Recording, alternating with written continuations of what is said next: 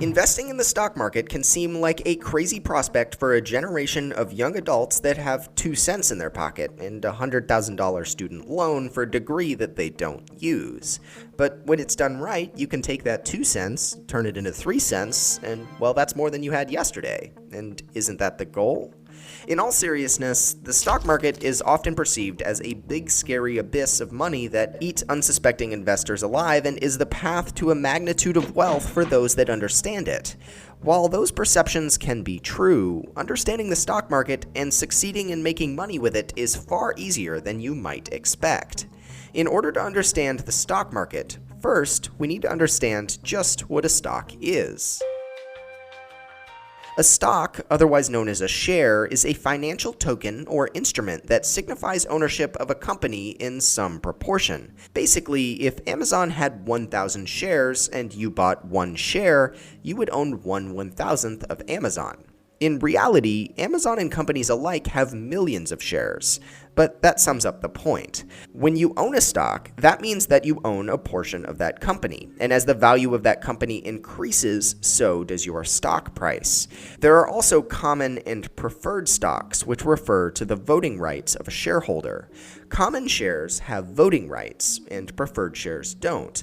When you have voting rights, you can vote on things like board elections, mergers, and other financial decisions.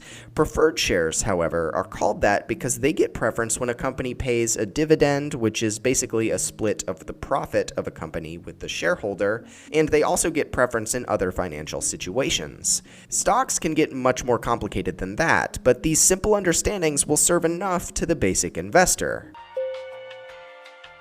The next thing you might be wondering is why exactly companies will sell stocks. And that answer is simple: to get money. Stocks allow a company to raise massive amounts of operating capital with essentially no extra effort or product. The modern stock market often bases the value of a company off its potential earnings down the line. This means that relatively small companies can earn millions, or even billions, if investors think that they can succeed in the future. So then, if a company wants to sell their shares, they need a place to do it.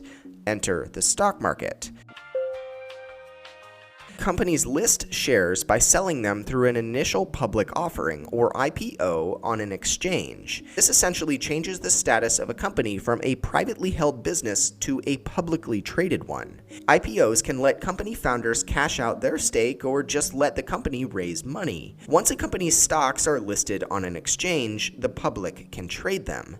Usually prices will fluctuate based off of public opinion, but the more concrete trends and fluctuations are usually dependent upon a company's earnings and operations. These can be measured by PE ratios, or price-to-earnings ratios, as well as a variety of other metrics. This is usually where casual investors get scared and their eyes start to glaze over. But fear not, it's not as complicated as it sounds. Next, we need to understand how and why a share price fluctuates. The stock market is composed of millions of investors and individual traders who all feel different ways about a company. They all make independent choices, and the net of those choices result in the positive or negative movement of a stock. If more people buy, then the price has to climb. If everyone wants out of a company, then the price falls due to lack in purchasing demand. An example might be this. Say you post something on Craigslist for $100. After posting, you get 100. It reaches the most that the one single last buyer will pay for it. Conversely, if you receive no offers, you'll likely keep dropping the price until someone bites. This is similar to how the stock market moves, except that the price rise and drop isn't done consciously, rather by millions of transactions every second, supply and demand, which brings us to that topic. For every stock purchase or sale, there has to be a buyer and a seller. If there are more buyers, then the price will go up. If there are more sellers, the price will go down. Traders often might talk about the bid-ask spread, which basically means the difference between the bid, or what someone is willing to pay to buy a share, and the ask, or what someone is willing to sell a share for. Supply and demand is fairly simple to understand at the end of the day. If more people want something, that thing, in this case a stock, will be more expensive. At the start of stock markets, matching buyers to sellers was done manually on a trading floor. Now it's mostly done automatically by trading systems.